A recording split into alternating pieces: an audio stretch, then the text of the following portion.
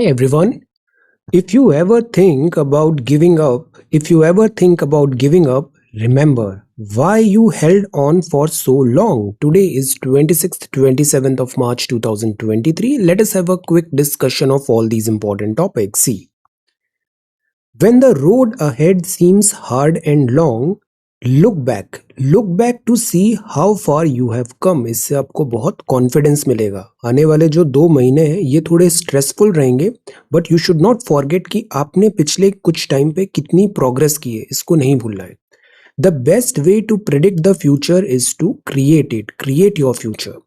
This is prelims course. इसमें environment ecology कल complete हो जाएगा, एनवायरनमेंट इकोलॉजी, और फिर हम जनरल साइंस पढ़ेंगे. सी, यूपीएससी की बातें करना, UPSC preparation, strategy, talks etcetera, this is very easy thing.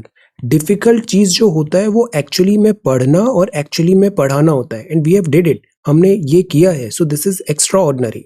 जून से ये कोर्स स्टार्ट हुआ था और पिछले 9-10 महीने में डेली बेसिस पे ऑलमोस्ट हमारी क्लासेस हुई है, और विद इन 9 मंथ्स इतना बड़ा काम करना, this is extra ordinary.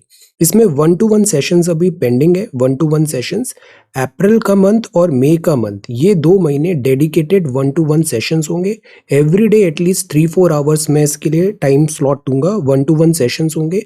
28th of May exam qualify करने के लिए we are very much determined. Okay, तो आपका ये एग्जाम क्वालिफाई करना सबसे बड़ी रेस्पॉन्सिबिलिटी है आज की डेट में. Alright, and we will do it. This is prelims course, this is revision, because revision is also important, last minute revision, और इसमें ये सारा हम रिवीजन कर रहे हैं. अभी इसमें एनवायरनमेंट और दिस इकोनॉमी साइमल्टेनियसली चल रहा है. We will cover this entire thing. Fee is again nominal and the fee is going to be separate. Okay, similarly this test series है, टेस्ट सीरीज भी बहुत इंपॉर्टेंट है. Fee is again nominal and there is going to be a separate फी.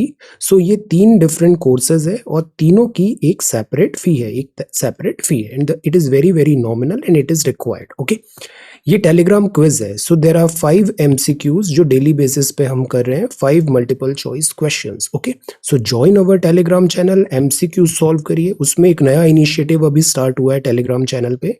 इसमें मैं daily basis पे around 10 बहुत अच्छे infographics और अदर फैक्टॉइड्स हैं रिलेटेड टू प्रीलिम्स एग्जाम, वो वहां पे रेडीमेड शेयर करूंगा. तो have a look. Telegram channel का नाम है सृजन इंडिया 1. सारी लिंक्स आपको वेबसाइट पे मिल जाएगी. वेबसाइट का नाम है srajanindia.1. Now this is vocabulary. Unforeseen का मतलब होता है अनपेक्षित, मतलब नॉट एंटिसिपेटेड और प्रेडिक्टेड. श्राउडेड का मतलब होता है ढांकना. कवर और envelope so as to conceal from views, को ढका है, दैट इज श्राउडेड. हेराल्ड मतलब अग्रदूत, an official messenger bringing news. Avers का मतलब होता है विरुद्ध. कॉमिटी मतलब होता है शिष्टाचार. सो ये वोकैब वर्ड्स है आज के लिए. Comity, avers, herald, shrouded or unforeseen. If you come across any other important word, write down that word along with its meaning in the comment section down below. This is CSAT. So solve these 2 questions on daily basis. This is question number 1 and this is question number 2. ये writing practice है, ये भी बहुत ज़रूरी है. और अब writing practice में हम इसको बंद नहीं करेंगे, but I will try to provide such questions जो आपके प्रीलिम्स एग्जाम में बहुत काम आएंगे, बहुत मायने रखेंगे. So prepare a note on the world heritage sites of India.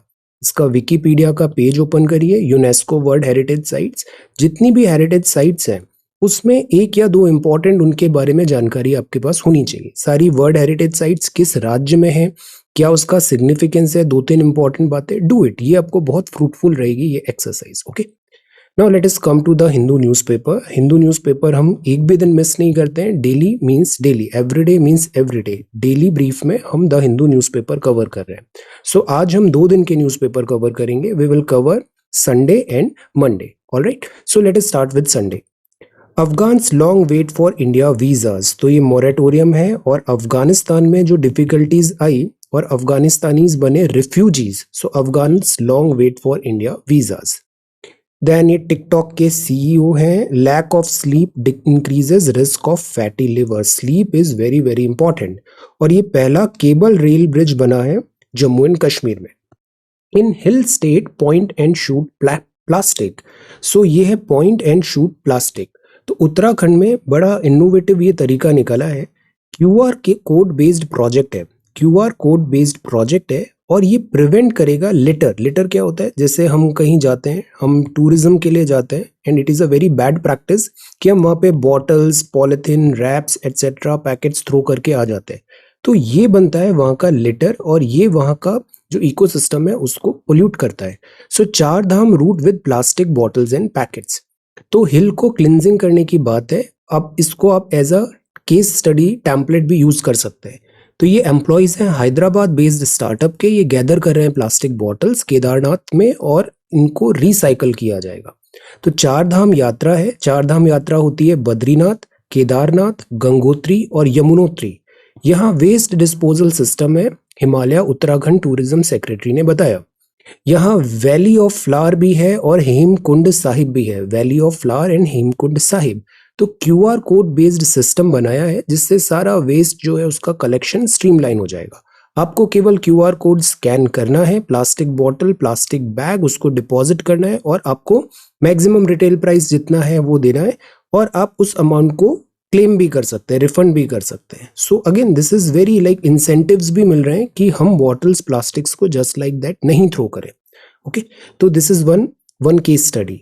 तो इस तरीके से उत्तराखंड को recycle won silver for the project in digital India awards. Digital India awards में इसको अप्रिशिएट भी किया था। अब देखिए ये केदारनाथ का रूट है, यहाँ पे सेंचुरीज ओल्ड शिवा टेम्पल है मंदाकिनी रिवर पे। तो this is like pristine Himalaya और यहाँ हमें जरूरी है कि जो हिमालय की इकोलॉजी है हम उसको डिस्टर्ब नहीं करें। तो ऐसे 94,000 क्यूआर कोड्स यहाँ पर लगाए गए। तो ये इनिशिएटिव 33 किलोमीटर स्ट्रेच पे है गुप्तकाशी केदारनाथ टेम्पल में और अब इसका बहुत अच्छा सक्सेस यहाँ पर आ रहा है। जो बॉटल रिटर्न करेंगे उसमें customers, consumer, sanitation workers, mule owner, palanquin मतलब जो पालकी राइडर्स हैं ये सब आएंगे और ये जो बॉटल्स रिटर्न नहीं है उनको हम वहाँ पे कॉर्पस एक हमने रखा है तो उससे हम इनको इंसेंटिवाइज भी करेंगे, कॉम्पनसेट भी करेंगे। सो this is again a very good idea, इसको आप यूज करो आंसर राइटिंग में। इंटरव्यू में पूछा जाए प्लास्टिक को कैसे दूर किया जा सकता है, आप इस एग्जाम्पल को बताओ, उत्तराखंड का example, this will make a very good impression. Okay, so this is the front page of the Hindu. यहाँ पे बात है be vigilant against interest rate hikes, minister tells banks. अब देखो क्या हो रहा है कि पिछले कुछ टाइम से इजी मॉनेटरी पॉलिसी थी, पैसा बहुत आसानी से मिल रहा था और बिकॉज हमें इकोनॉमिक रिकवरी करनी थी तो पैसा जो आया वो बहुत सारा हमने लॉन्ग टर्म बॉन्ड्स में भी इन्वेस्ट कर रखा है और वो कम रेट पे इंटरेस्ट हुआ है। बट अब फेडरल रिजर्व ने रेट्स हाइक कर दी तो लिक्विडिटी का क्राइसिस जनरेट हो रहा है और इस because of this liquidity crisis बहुत सारे जो बैंक्स हैं यूएस और यूरोप में ये हिट हुए हैं। इंटरेस्ट रेट हाइक्स है। तो एक तो ये वर्ड याद रखना है, लिक्विडिटी, इजी लिक्विडिटी है मतलब lower interest rate, higher liquidity मतलब लिक्विडिटी कम है तो इसका मतलब है हायर इंटरेस्ट रेट। अब यहाँ एक वर्ड है टैक्स आर्बिट्राज भी है और अक्सर ऐसा होता है जैसे दो टाइप का इन्वेस्टमेंट होता है, एक एफडीआई होता है और एक एफआईआईज भी होते हैं। एफआईआईज जो होते हैं ये यूजुअली हॉट मनी होता है और हॉट मनी को ये बहुत तेजी से सर्कुलेट होता रहता है डिफरेंट पार्ट्स ऑफ वर्ल्ड में, जहां इनको बेटर रिटर्न्स मिल रहे हैं, इंटरेस्ट रेट बेटर है, ये मनी उस जगह डाइवर्ट हो जाता है। तो अक्सर because of this volatility of hot money banking system में और इवन इकोनॉमीज में भी एट टाइम्स क्राइसिस आ सकता है। So that is why world में जो अभी इंटरेस्ट रेट्स जो चल रही है या रेट हाइक्स हो रहे हैं इस पे एक नजर रखना जरूरी है। तो ये सिलिकॉन वैली बैंक है, सिग्नेचर बैंक है, इनमें अभी क्राइसिस आया। सो फाइनेंस मिनिस्टर मैम ने यहाँ पे वार्न किया है इंटरेस्ट रेट हाइक्स है। ओके, तो सेंट्रल बैंक्स हैं और हमारे यहाँ आरबीआई इन सब चीजों को गवर्न करता है, उसको एक नजर रखनी है, विजिलेंट होना है against interest rate hikes. Transgender artist and Rahul Dravid among Karnataka poll icons. So see, election commission ने कर्नाटका के इलेक्शन कमीशन ने यहाँ पर जो इलेक्शन के जो वोट डालना है उसको एनकरेज करने के लिए कुछ पोल आइकन्स को अनाउंसमेंट किया है। तो एक है मंजामा जागती, ट्रांस पर्सन है और एज एन आइकन यहाँ पे आपको प्रोजेक्ट किया गया है to motivate the community to get enrolled and come out of come out to vote. तो वोट डालना बहुत जरूरी है, वोट डालना बहुत जरूरी है। इसके अलावा cricket turn coach Rahul Dravid, Jnanpith award Chandrashekhar Kambar, disability right activist Ashwini Angadi and paralympian athlete Girish Gowda, इन सबको इंक्लूड किया गया है सो दैट हम लोगों को वोट डालने के लिए आगे लाए, वोट डालने के लिए आगे लाए। वोट डालना कॉन्स्टिट्यूशनल राइट होता है या फिर लीगल राइट होता है? Answer, so this is the front page of the Hindu. ये नेक्स्ट पेज है, lights turn off in various cities to mark earth hour. तो 1 घंटे के लिए 8:30 से 9:30 बजे के लिए लाइट्स ऑफ हुई थी। तो देखो यहाँ पे राष्ट्रपति भवन, अक्षरधाम टेम्पल, सब जगह पे छत्रपति शिवाजी महाराज टर्मिनस, यहाँ पे 1 आवर के लिए लाइट स्विच ऑफ किया गया था।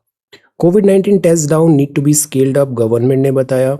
फार्मर्स एंशियस हैं बिकॉज आईएमडी इस बार प्रिडिक्ट कर रहा है अप्रैल में गर्मी, अप्रैल में मोर रेन हो सकता है और ओवरऑल इस बार अल नीनो ईयर भी हो सकता है। So the point is overall rainfall कम होगा बट रेनफॉल का स्पेटियल और टेम्पोरल पैटर्न चेंज हो गया है। और बिकॉज रेनफॉल का पैटर्न चेंज हो जाता है, जैसे अप्रैल में ज्यादा बारिश, मई में बारिश नहीं होगी, तो ये डिजास्टरस होता है for crops. Machine learning, Google जो है वो बिलिंगुअल हो गया है whether user ask for it और नॉट, तो दिस इज बिलिंगुअल। इंडिया का पहला केबल स्टेड रेलवे ब्रिज बन रहा है, नियरिंग कंप्लीशन। सो ये ब्रिज है, ये 1086 फीट की हाइट पर है, सिंगल पायलन है। अंजी खाड़ river bed at Reasi district में है, रियासी डिस्ट्रिक्ट। और रियासी डिस्ट्रिक्ट इसलिए भी फेमस है, यहाँ पर अभी लिथियम के रिजर्व्स, ओके। तो जम्मू एंड कश्मीर को प्रॉपर रेल कनेक्टिविटी प्रोवाइड करना बहुत जरूरी है और इसमें गवर्नमेंट फुल थ्रॉटल यहाँ पर वर्क कर रही है। So this is again engineering marvel. ये वर्ड न्यूज है, Russia will station tactical nuclear weapons in Belarus, और this is again not good. Then Pope expands in this gallant. अब see, Britain 9 partners train Ukraine military recruits. तो Ukraine is just a battlefield, this is actually a war between western NATO world and Russia. Then Trump rally tornado, and this is new technique can say where spent nuclear fuel came from.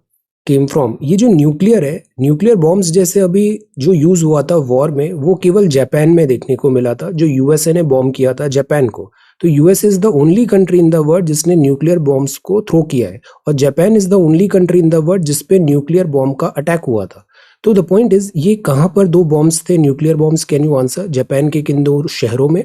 तो when it comes to nuclear, world ने देखा horrors. ये nuclear catastrophic होता है, इसमें इतनी capability है कि हमारी पूरी सिविलाइजेशन को ही वाइप आउट कर दे।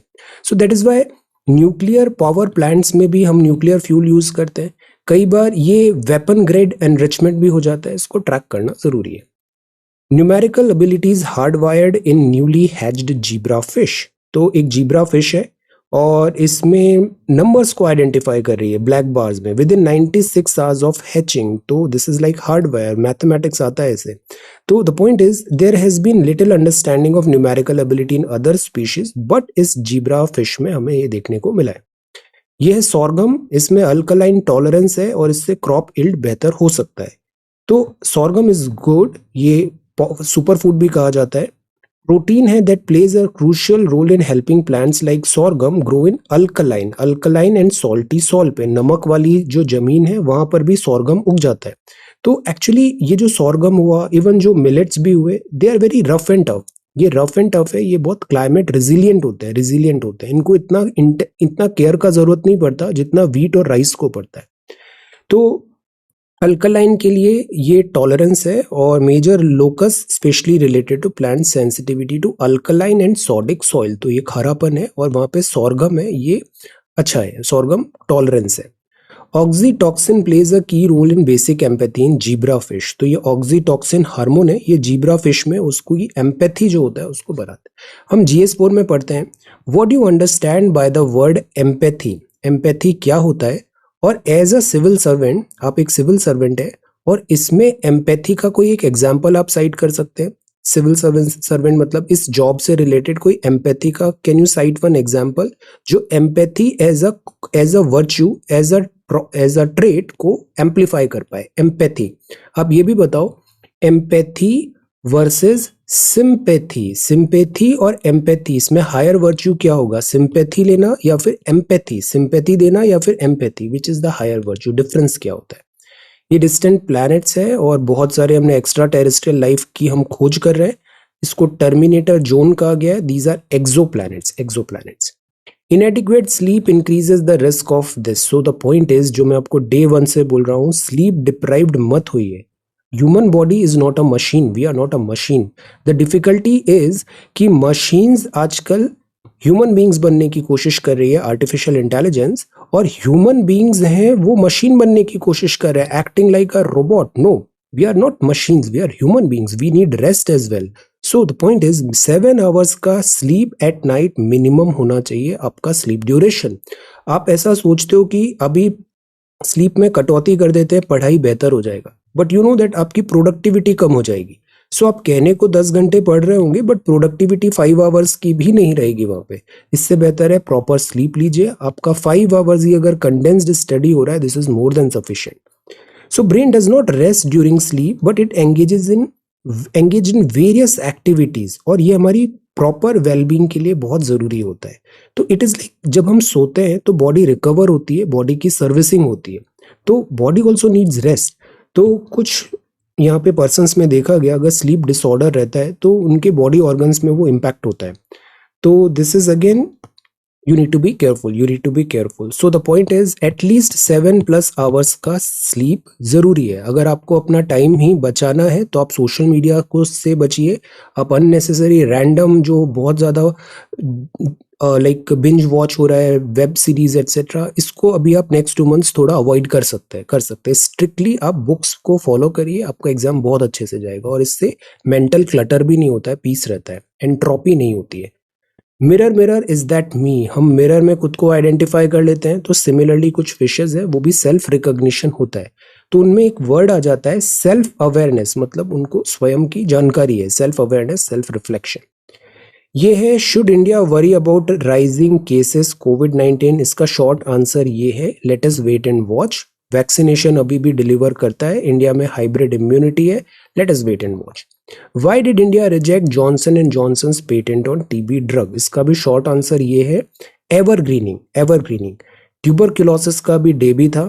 जॉनसन एंड जॉनसन की जो मेडिसिन है ट्यूबरक्लोसिस के लिए, ये काफ़ी इफेक्टिव है और इस मेडिसिन का नाम है बेडाक्विलिन। अब ये जो ड्रग है ये बहुत इफेक्टिव है। ये जो ड्रग है ये ड्रग रेजिस्टेंट ट्यूबरक्लोसिस के ट्रीटमेंट में बहुत इफेक्टिव है। अब ड्रग रेजिस्टेंट टीबी क्या होता है? तो एक होता है एमडीआर, एक होता है XDR, multi drug resistant TB and extensively this drug resistant TB. तो टीबी जो होता है वो ड्रग रेजिस्टेंट हो जाता है तो उसमें और हायर डोज देना पड़ता है। तो फ्रंटलाइन जो ड्रग्स होती है टीबी ट्रीटमेंट में वो होती है आइसोनाअजिड एंड रिफामेम्सिन। ओके, तो दीज आर टू ड्रग्स।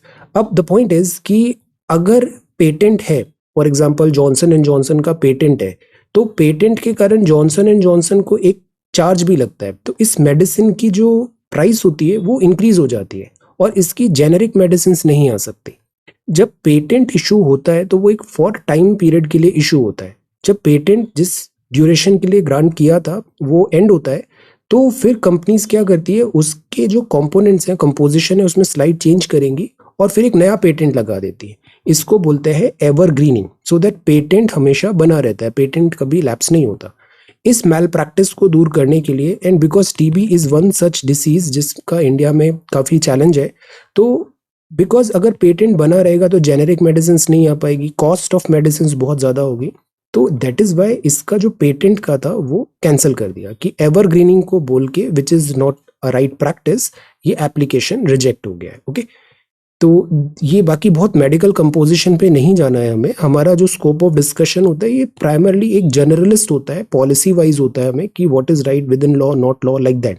तो दिस इज देयर कि टीबी के लिए ये जो जॉनसन एंड जॉनसन का जो मोनोपोली है इसको गवर्नमेंट ने कैंसिल कर दिया है। ओके, तो ये है, this is about Johnson and Johnson.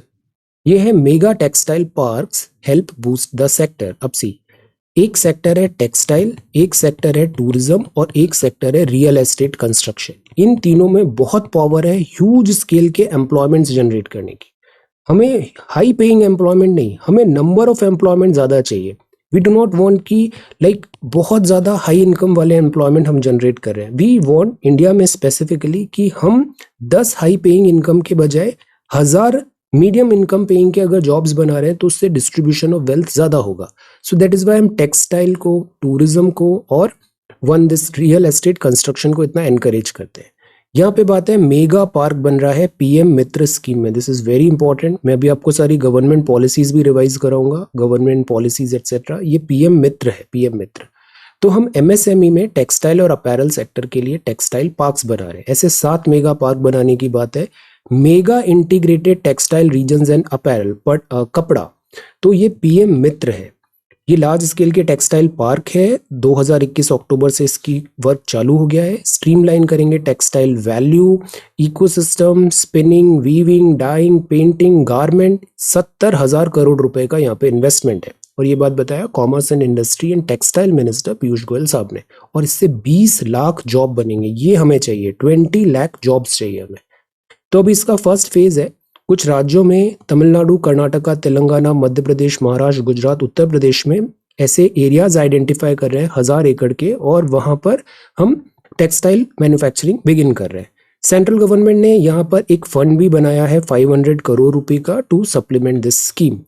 Textile scheme में पहले भी ऐसे पार्क्स बनने का प्रोविजन रहा है, but this PM Mitra is more like bigger scale and more holistic है। यहाँ पे होलिस्टिक है। Okay, central and state government का ये जॉइंटली इम्प्लीमेंटेशन होगा। तो आप बताओ सेंट्रल सेक्टर स्कीम क्या होती है, सेंट्रल स्पॉन्सर स्कीम क्या होती है। सीएसएस सेंट्रल सेक्टर स्कीम और सेंट्रल स्पॉन्सर्ड स्कीम क्या होती है, और इन दोनों के दो एग्जांपल्स भी बताइए। 2 एग्जांपल बताइए सेंट्रल सेक्टर और 2 बताइए सेंट्रल स्पॉन्सर्ड का।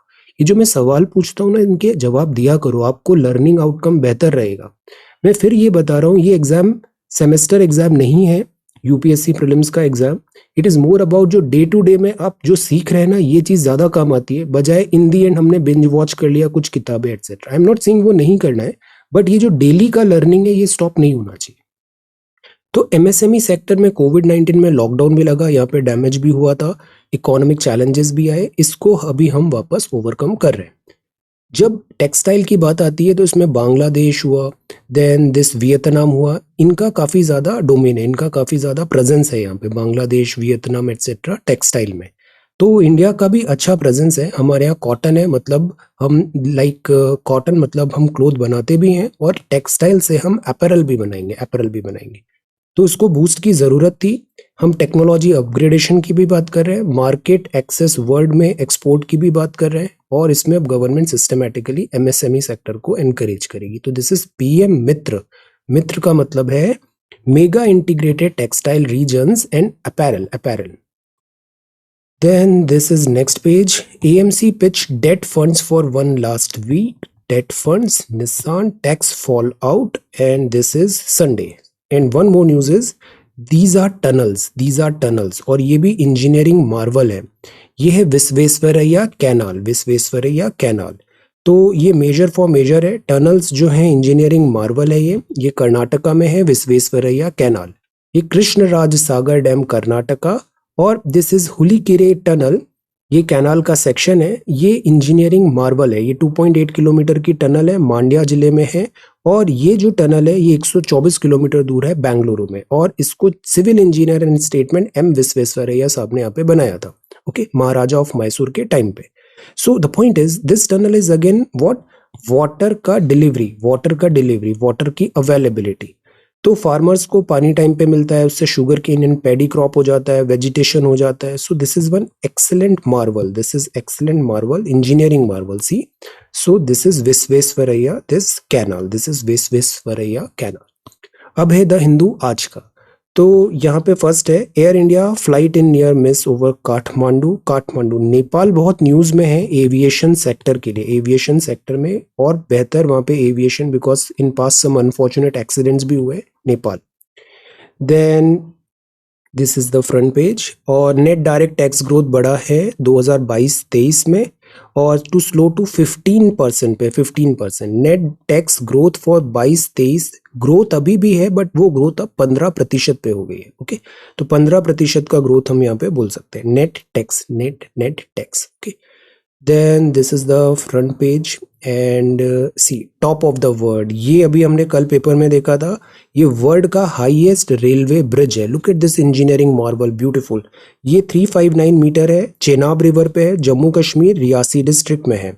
यह made and run of a track mounted trolley, Sunday को ट्रॉली यहाँ पे चला था। ये 1500 करोड़ रुपए में बना है। उधमपुर श्रीनगर बारामूला रेल लिंक के लिए बहुत इंपॉर्टेंट। तो हम कश्मीर वैली पे रेलवेज ला रहे हैं। ISRO puts 36 satellites into orbit. तो ये वन वेब सैटेलाइट है, ये लॉन्च हुआ सतीश धवन स्पेस सेंटर से, और 36 सैटेलाइट्स यहाँ पर लॉन्च हुई है। ये वन वेब क्या है? Can you answer what is this one web? बहुत न्यूज में बना होता है। Can you answer what is this one web? One web, okay. और ये LVM-3 जो इसरो का है, ये लाइट सैटेलाइट्स को ट्रेवल लाइक स्पेस में पार्क करने के लिए this we are using these days, this LVM-3। So this is the front page of the Hindu. ये क्या है? ये स्टॉर्क है, दिस इज स्टॉर्क। ये सारस क्रेन है, sarus crane, okay. Sarus crane turns albatross. University dreams and this is 144। Street vendors auto rickshaw stalling traffic movement and Maharashtra to face water scarcity floods, IPCC की report ने कहा। तो this is again worryism. Intergovernmental panel on climate change है, और report ने बताया कि महाराष्ट्र में जैसे क्लाइमेट चेंज हो रहा है, तो महाराष्ट्र में भी जो वेस्टर्न महाराष्ट्र है वहाँ पे वाटर ठीक है, जो ईस्टर्न महाराष्ट्र है वहाँ पर वाटर का शॉर्टेज है। विदर्भ रीजन में ड्रायर कंडीशन है, और बिकॉज ऑफ टेम्परेचर राइज यहाँ पे और डिफिकल्टी आ सकती है। तो ये वार्न किया है कि फ्लडिंग, क्योंकि वाटर एडिक्वेट होना चाहिए, कभी बहुत पानी आ रहा है कभी पानी नहीं आ रहा है, तो इससे फ्लडिंग और ड्रॉट दोनों आते हैं, which is not right. Then ये है MP's group mulls over charter of demands to combat air pollution. अब देखो, ये है जैसे डस्ट आ रहा है यहाँ पे, या फिर कई बार पराली जलाई जाती है उससे स्मोक आता है, ये एक बहुत बड़ा कॉज ऑफ वरी है एयर पॉल्यूशन, और ये NCR रीजन में बहुत डिफिकल्ट हो जाता है डील करना। तो इस पे सिस्टमेटिकली इसको कैसे हम करेक्ट करें, इस पे मॉनिटरिंग ग्रुप बने हैं और वो उसको स्टडी कर रहे हैं। पब्लिक हेल्थ बहुत इंपॉर्टेंट है, इंफ्रास्ट्रक्चर डेवलपमेंट जरूरी है। जैसे गुड़गांव में कंस्ट्रक्शन एक्टिविटी, ये one of the primary reason Gurgaon में इतना पॉल्यूशन क्यों होता है, because construction activity non stop चल रही है। उससे suspended particulate matter 2.5, 10 dust particles etcetera, जो एयर होती है वो ब्रेदेबल नहीं रहती। फाइनर पॉल्यूटेंट्स भी आते हैं, पॉप। देन इसमें ट्रांसबाउंड्री इफेक्ट भी होता है। So government and stakeholders clean energy के लिए यहाँ पे वर्क कर रहे हैं। Then this is editorial, work in progress है, and this is Sri Lanka partners must help it navigate its difficult economic path. देखिए, जैसे श्रीलंका हुआ, श्रीलंका में भी एक टाइम था सिविल वॉर बहुत ज्यादा थी, इंटरनल टर्मोइल था। पाकिस्तान हुआ, पाकिस्तान में सिंस 1947 सिविल वॉर ही चल रहा है यहाँ पे, because there is not one Pakistan, there are 4 Pakistan. और यहाँ अगर अनरेस्ट आता है, इनस्टेबिलिटी आती है, श्रीलंका में अनरेस्ट आता है, इनस्टेबिलिटी आती है, तो यहाँ नॉन स्टेट एक्टर्स आ जाते हैं। नॉन स्टेट एक्टर्स, ये टेररिज्म का एक ब्रीडिंग ग्राउंड हो जाता है, टेररिज्म का ब्रीडिंग ग्राउंड होता है, डिस्टर्बेंसेस होते हैं, और फिर इसका इम्पैक्ट आने लग जाता है इंडिया में। सो that is why this is in our interest कि पाकिस्तान, श्रीलंका, नेपाल, बांग्लादेश, इवन अफगानिस्तान, म्यांमार, ये जो नेबर्स हैं यहाँ पे एक प्रॉपर लॉ एंड ऑर्डर हो, प्रॉपर गवर्नमेंट वर्क करे, रेस्पॉन्सिबिलिटी के साथ इकोनॉमिक स्टेबिलिटी भी हो। This is in our interest. तो गवर्नमेंट ऑफ इंडिया अक्सर हेल्प भी करती है। श्रीलंका को हमने इमीडिएटली हेल्प प्रोवाइड किया, यहाँ पर करेंसी स्वैप के भी अग्रीमेंट्स हुए। पाकिस्तान के साथ भी हमेशा इंडियन गवर्नमेंट पाकिस्तान को डिस्टेबलाइज नहीं होने देने के लिए हेल्प के लिए रेडी रहती है। This is our official policy. At times यहाँ पे फ्लड्स आए, अर्थक्वेक्स भी आए, तो इंडिया ने बहुत जेनरोसिटी के साथ यहाँ पे ऑफर किया था। अब जैसे श्रीलंका में ये जरूरी है कि वर्ल्ड यहाँ पर डिफिकल्ट इकोनॉमिक पाथ जो है उससे श्रीलंका को सेफ गार्ड करे। अब एक सवाल और उठता है, जैसे अक्सर हम थोड़ा एट टाइम्स क्रिटिकल होते हैं, हमारी फॉरेन पॉलिसी में भी हम थोड़ा क्रिटिकल हो रहे हैं अभी वेस्टर्न लेड इंस्टीट्यूशंस जैसे, या फिर ब्रेटन वुड ट्विंस के लिए। जब बात आती है IMF की, IMF ने अभी यूक्रेन के लिए एक अच्छा खासा पैकेज रिलीज किया है यूक्रेन के लिए। But when it comes to Pakistan, when it comes to Sri Lanka, मतलब साउथ एशियन कंट्रीज, तो यहाँ इतना लीनियंसी नहीं दिखाया गया है। तो इस पे भी सवाल उठ रहा है, बिकॉज यूक्रेन अभी in the middle of war है, in the middle of war है। यहाँ पे जो भी इन्वेस्टमेंट्स या फिर जो पैकेजेस आ रहे हैं आईएमएफ के, उसके रिकवर होने का चांसेस वैसे भी लेस है। और जबकि पाकिस्तान और श्रीलंका में जो डिफिकल्टीज हो रही है, this is kind of like internal strife, इसको हम यूक्रेन से कंपेयर नहीं कर सकते। बट श्रीलंका की हेल्प में भी और पाकिस्तान की हेल्प में भी आईएमएफ ने जो डिले किया है, तो दिस इज अगेन जिसपे एट टाइम सवाल उठते हैं। तो इंटरनेशनल मॉनेटरी फंड ने 48 मंथ का अरेंजमेंट किया है, extended fund facility 2.9 billion package. And look at the package जो यूक्रेन को प्रोवाइड किया है। इस पूरे वॉर में यूएस ने, ब्रेटन वुड ट्विंस ने जो यूक्रेन को पैकेज प्रोवाइड किया, दिस इज एक्स्ट्रा ऑर्डिनरी, ये इससे कहीं ज्यादा है वो। तो एनीवे, कोलंबो ने इसको एनकरेज किया, स्टेबिलिटी आएगा। G20 का मीटिंग भी है और इंडिया इन सब को इंटरेस्ट को आगे बढ़ाता है। जैसे G20 में इंडिया जो साउथ एशिया के इंटरेस्ट है उसको आगे पुट करेगा, डेवलपिंग कंट्रीज के इंटरेस्ट है उसको पुट करेगा। आईएमएफ का डिसीजन जो बेल आउट करने का है, this is like third in the past decade है। आईएमएफ का भी अगर हम बात करें तो आईएमएफ अगर हेल्प करता है तो वो बोलता है रिफॉर्म्स लॉ और अपने बेसिक्स को करेक्ट करो। इट इज नॉट लाइक कि ऑल द टाइम आईएमएफ आके यहाँ बेल आउट करेगा, रिफॉर्म्स आर नेसेसरी। तो श्रीलंका को इसलिए भी बताया गया है कि जो स्पेंड थ्रिफ्ट है या जो फ्रीबीज टाइप कल्चर है, टैक्स कलेक्शन पुअर है, इस पे बेसिक मैक्रो इकोनॉमी को भी वो करेक्ट करे। तो the point is Sri Lanka, Pakistan, Nepal, Myanmar, stability रहना जरूरी है, स्टेबिलिटी रहना जरूरी है। This is in Indian interest. Making sense of the disqualification of a Lok Sabha MP. अब इसमें भी बहुत न्यूज आ रहा है और अभी इस न्यूज को सेटल होने देना चाहिए, देन हमें इसे डिटेल में पढ़ना चाहिए। एक्चुअली जो कॉन्स्टिट्यूशन के जो आर्टिकल्स भी होते हैं, इनके वेरियस इंटरप्रिटेशंस हो सकते हैं। पॉलिटी हमारे सिलेबस में नहीं है, पॉलिटिक्स हमारे सिलेबस में नहीं है, हमें स्ट्रिक्टली पॉलिटी की बात करना है, पॉलिटी की। ओके, तो ये disqualification of a Lok Sabha MP किस बेसिस में होता है? हम हमेशा कोशिश कर रहे हैं कि जो हमारी पार्लियामेंट हो ये डीक्रिमिनलाइज हो। डीक्रिमिनलाइज हो मतलब वो एमपी एमएलए जिनका क्रिमिनल रिकॉर्ड है या जो कॉन्विक्ट डिक्लेयर किए गए हैं, उनकी जगह नहीं होनी चाहिए पार्लियामेंट में या फिर विधानसभा में। अब इसके लिए एक स्ट्रिक्ट रूल ये आता है कि अगर कॉन्विक्ट डिक्लेयर होता है तो उनकी सदस्यता खत्म हो जाएगी। और इसी केस में अभी जो रिसेंट एग्जाम्पल है वो देखने को मिला। अब बात आ रही है कि इस जो नियम है इनको किस कॉन्टेक्स्ट में देखना चाहिए, because criminalisation is one thing, criminalisation के भी लेवल्स होते हैं। हम सब टाइप ऑफ क्रिमिनल एक्टिविटी को एक साथ नहीं रख सकते। कुछ क्रिमिनल एक्टिविटीज है जैसे वो हीनस टाइप ऑफ क्राइम्स है, कुछ क्रिमिनल एक्टिविटीज है जो ऑल्दो क्रिमिनलाइजेशन में उसे रखा गया है, but this is more about political, जैसे अवमानना हो गया या फिर मॉकरी हो गया या फिर रैलीज में कुछ ऐसे शब्द बोल दिए गए। क्या इनकी सिवियरिटी हम हार्डकोर क्रिमिनल्स के लेवल पे रख सकते हैं? ये भी एक सवाल उठता है। तो सेक्शन 8 ऑफ द आरपीए बोलता है कि ऑफेंसेस बहुत सारे हो सकते हैं, हम हर ऑफेंस को एक जैसा नहीं मान सकते। It is an offence but all the offences are not of same category. तो section 8 of the RPA specifies the various offences conviction for which entail the disqualification of a member of the legislature. अगर ये offence में convict declare हुए तो आपका disqualification हो जाएगा legislature से। This is rule. क्लॉज 3 बोलता है अ person convicted of any offense other than those mentioned in the other two clauses and sentenced to not less than 2 years, 2 साल की जेल है तो वो डिस्क्वालीफाई हो जाएगा जिस दिन कॉन्विक्ट वहां पे डिक्लेयर किया। तो 2 साल का जेल और वो ऑफेंस है तो वहां पे सीट आपकी डिस्क्वालीफाई हो जाएगी। क्लॉज 4 ने कुछ एग्जेम्प्ट भी किया है कि इंस्टेंट डिस्क्वालिफिकेशन नहीं होगा, आपको 3 महीने का टाइम मिलेगा जिसमें आप अपील भी कर सकते हो। बट इस क्लॉज को स्ट्रक डाउन कर दिया था कॉन्स्टिट्यूशन 2 जज बेंच ने। इस क्लॉज ऑफ कॉन्स्टिट्यूशन को स्ट्रक डाउन कर दिया था 2 जज बेंच में। 2 जज bench is not a constitutional bench, this is 2 जज बेंच सुप्रीम कोर्ट का। और इसमें यह बताया गया कि जो एग्जेम्पशंस मिले वो नहीं होंगे। Lily Thomas versus union of India 2013। अब बात आती है इंस्टेंट डिस्क्वालिफिकेशन होना है या फिर एक अपील का टाइम मिलना चाहिए।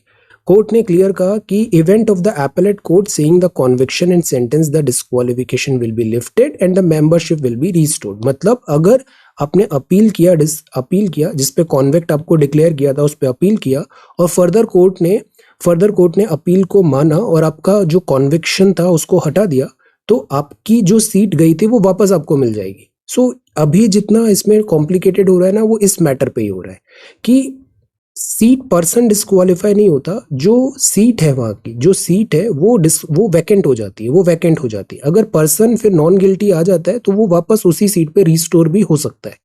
अब इसमें रोल ऑफ प्रेसिडेंट क्या है, तो इसमें आर्टिकल 1013 के बारे में भी बताया है। Legislature shall fall vacant under article 1013, तो वो सीट खाली हो जाती है, वो वैकेंट हो जाती है। सेक्शन 8 प्रोवाइड करता है ये सब्जेक्टेड टू जुडिशियल इंटरप्रिटेशन हो सकता है नंबर ऑफ केसेस, तो इसके इंटरप्रिटेशंस भी पॉसिबल है। एक्चुअली संविधान को, नियम को किस इंटरप्रिटेशन के थ्रू पढ़ा जा रहा है ये एक बहुत मायने रखता है। तो अब इसमें हम बहुत ज्यादा अभी डिबेट नहीं करेंगे, let us wait and watch. Basics हमको पता है, article 103, president of India is that authority who decides that a sitting member has become subject to disqualification in all cases, जो आर्टिकल 102 में है। और फिर एक रिप्रेजेंटेशन ऑफ पीपल एक्ट 1951 आता है, जिसमें डिस्क्वालिफिकेशन की बात है, कॉन्विक्शन अगर प्रूव हुआ है। ओके, तो ये प्रोविजंस है। अब लेट अस वेट, अब इसको थोड़ा और सेटल होने देते हैं, फिर हम इसके बारे में फर्दर इंसाइट लेंगे। तो लाइक प्राइमरी हमें पता चल गया डिस्क्वालिफिकेशन, आर्टिकल्स, प्रोविजंस। अब इसमें डिबेट में let us have it after some time, okay. Because पता है we are not a news media, we are doing everything for exam purpose only, strictly for exam purpose only, and strictly हम follow करते हैं UPSC CSE का syllabus, okay. So we have to be like little bit like हम polity पे discussion करें, politics we should avoid. The cost of insurance based funding है, और this is lack tools to assess impact. अब see, internet जो ban होता है, shut down होता है, इसके क्या कॉन्सिक्वेंसेज होते हैं internet, because freedom of speech के अगेंस्ट जाता है ये, फ्रीडम ऑफ स्पीच के। Then understanding IMF bail out, अब इसमें भी बड़ा क्लियर कंडीशन है आईएमएफ का। आईएमएफ का जो काम होता है वो होता है वर्ल्ड इकोनॉमीज को मैक्रो इकोनॉमिक स्टेबिलिटी बनाए रखना। जब भी कोई कंट्री डिफॉल्ट करने लगती है, उसके पास जैसे फंड्स खत्म हो गए हैं या फिर इंपोर्ट का नहीं बचा है, करंट अकाउंट डेफिसिट एटसेट्रा हो रहा है, आईएमएफ उसको बेल आउट करती है, रेस्क्यू करती है, but it comes with a condition.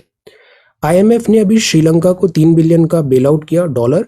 अभी पाकिस्तान के साथ भी नेगोशिएशन चल रहा है। तो जो मैंने शुरू में बताया ना कि at times Bretton Wood twins को क्रिटिसाइज क्यों किया जाता है, कि श्रीलंका को, ये छोटा अमाउंट है अगर वर्ल्ड लेवल पे हम देखें, यूक्रेन को देखें, ये भी एक छोटा अमाउंट है, यूक्रेन एटसेट्रा को हम देखें, दूसरे केसेस देखें। तो the point is at times discrimination होता है साउथ एशियन कंट्रीज के साथ। वो क्यों है? Both countries have witness domestic prices rise rapidly, exchange value इनकी करेंसी की ड्रॉप हुआ है अगेंस्ट यूएस डॉलर, और इसके कारण ऑल्दो प्रॉब्लम कंट्रीज में है, श्रीलंका का गलती है, पाकिस्तान का गलती है, हम उसको डिफेंड नहीं कर रहे, बट हम ये भी बोल रहे हैं कि आईएमएफ किस तरीके से और बेटर तरीके से काम कर सकता है। तो ये जो क्राइसिस है, इसमें आईएमएफ को यहाँ पे बेल आउट करने की बात होती है। ट्रबल्ड इकोनॉमी में जो उनकी पॉलिसीज है, जैसे बहुत ज्यादा फ्रीबीज है, एक्स्ट्रा वेगेंजा है, अननेसेसरी खर्चे एटसेट्रा हो रहे हैं, आईएमएफ इसको दूर करने की कोशिश करता है, ओके। अब जैसे corruption is also one thing, implementation of policy नहीं होता, पॉपुलरिज्म ज्यादा हो जाता है, पॉपुलिस्ट हो जाता है। जैसे आपको इकोनॉमिक्स में भी, I told you earlier, economics में भी अगर public sector undertakings, PSU banks हैं, पीएसयूज हैं, ये फेल हो रहे हैं, तो सो आईएमएफ यहाँ पे बेल आउट करता है। अब सी, जैसे पाकिस्तान और श्रीलंका का केस है, यहाँ पे इन्फ्लेशन बहुत ज्यादा है, इंपोर्ट का पैसा नहीं है, तो आईएमएफ यहाँ पे इनको फंड्स करेगा और सिस्टम इकोनॉमी को नॉर्मलाइज करने की कोशिश करेगा। इजी रेट्स पे ये लोन भी मिलता है इन्हें, और बदले में इनको fundamental reforms, economic, macro economic reforms लाने पड़ते हैं। तो द पॉइंट इज आईएमएफ का ड्यूटी ही यही है कि बेल आउट करना। अब एक होता है special drawing rights, SDR. SDR जो होता है ये एक स्पेशल करेंसी हम बोल सकते हैं आईएमएफ की। जब पैसों की जरूरत पड़ती है तो एसडीआर एक बास्केट होता है, बास्केट ऑफ 5 करेंसीज होता है, जिसमें यूएस डॉलर है, यूरो है, चाइनीज युआन है, जापानीज येन है और ब्रिटिश पाउंड्स है। ये 5 करेंसीज है। अब जैसे पाकिस्तान को कुछ इंपोर्ट कराना है, श्रीलंका को कुछ इंपोर्ट कराना है, तो वो अपने एसडीआर राइट से वो पैसा ले सकता है, और उसका मतलब है कि 1 बिलियन में उसको ये सारी करेंसीज मिल गई। नाउ इन करेंसी की हेल्प से वो अपना इंपोर्ट मैनेज कर लेगा। तो IMF carries out its lending to troubled economies through a member of lending programmes. Easy credit facility है, क्रेडिट लाइन मिलता है, स्टैंड बाय अग्रीमेंट होता है। तो द पॉइंट इज वहां पे लिक्विडिटी पंप हो जाती है, और वो इजी रेट्स में होती है, इजी कंडीशंस में होती है। कंडीशन बस यही होता है कि आपको जो इम्प्रॉपर इकोनॉमिक प्रैक्टिसेस है उसको दूर करना है। जैसे 1991 का केस देखें, जब इंडिया एलपीजी रिफॉर्म्स किया तो बेल आउट हुआ इंडिया, बट साथ ही साथ हमें एलपीजी के रिफॉर्म्स लाने पड़े। ओके, तो इस तरीके से ये रिफॉर्म्स वर्क होते हैं। तमिलनाडु गवर्नमेंट मर्ज हो रहा है, ये बायो ट्रांसफॉर्मेशन टेक्नोलॉजी है। पैकेजिंग वेस्ट जो अक्सर हम इन प्रोडक्ट्स में देखते हैं उसको करेक्ट करने की बात है। A loud mouth, a big mouth और बैड माउथ। ओके, तो एक ये मिलते जुलते वर्ड है, but there is little bit यहाँ पे डिफरेंस है। For example loud mouth, big mouth है, according to some dictionary they are more or less same. इसका मतलब है बहुत बातें करना। A big mouth is someone who can not keep secrets, उसको कुछ बताना मतलब सबको बताना, it is not about keeping secret. Okay, तो बिग माउथ का मतलब ये भी होता है who talks a lot, who talks a lot very often about things that he shouldn't be, so that is big mouth. Similarly big mouth है। और bad mouth मतलब ये होता है you talk bad about people, when you bad mouth someone you speak ill about people who are not there and you are talking bad behind their back, so this is bad mouth. Clemency का मतलब होता है mercy होता है clemency grant करना। Comfortable, good weather with comfortable temperature, leniency, compassion दिखाना। Then this is India tells Canada की जो एंटी नेशनल एक्टिविटीज हैं फॉरेन से जो कई बार देखने को मिल रहा है, ये एक्सेप्टेबल नहीं है। Trains to ply on world's highest railway bridge in 2024। तो देखिए यहाँ पे रियासी डिस्ट्रिक्ट चेनाब रिवर पे ये जो ब्रिज बना है, एक्सेलेंट इंजीनियरिंग मार्वल है। Then this is this news, AUKUS focus is on submarine tech, there is no room for a fourth nation. तो ऑकस में ऑस्ट्रेलिया को यूके एंड यूएस मिलकर न्यूक्लियर सबमरीन्स प्रोवाइड कर रहे हैं। एमजी नरेगा का veg revise हो रहा है up to 10% for 23-24 fiscal year. And this is this page. Next है new species of this moray eel named after Tamil Nadu. Then farmers in Arunachal में 10,000 मेगावाट का हाइडल प्लान रिजेक्ट किए। ये जो हाइडल प्लान है मतलब वाटर फास्ट मूविंग स्ट्रीम पे electricity generate होता है। हाइडल पावर प्लांट्स के साथ क्या चैलेंजेस आते हैं? आंसर, ये सवाल काफी बार यूपीएससी में पूछा गया है कि जो हिमालयन स्टेट है वहां पे हम हाइडल प्लांट्स बनाते हैं, तो अरुणाचल के फार्मर्स ने इसको रिजेक्ट किया है। रीजन बीइंग, जैसे अभी हमने तपोवन भी देखा और उत्तराखंड में भी डिजास्टर्स देखे थे, तो it is not that easy कि हिमालयन इकोलॉजी में हम such type of hydel plants बनाए। Then this is this page, ISRO 36 one web satellites को ऑर्बिट पे रखा है। 36 सैटेलाइट्स थी, 36 सैटेलाइट्स। ये LVM-3 से हुआ है, LVM-3।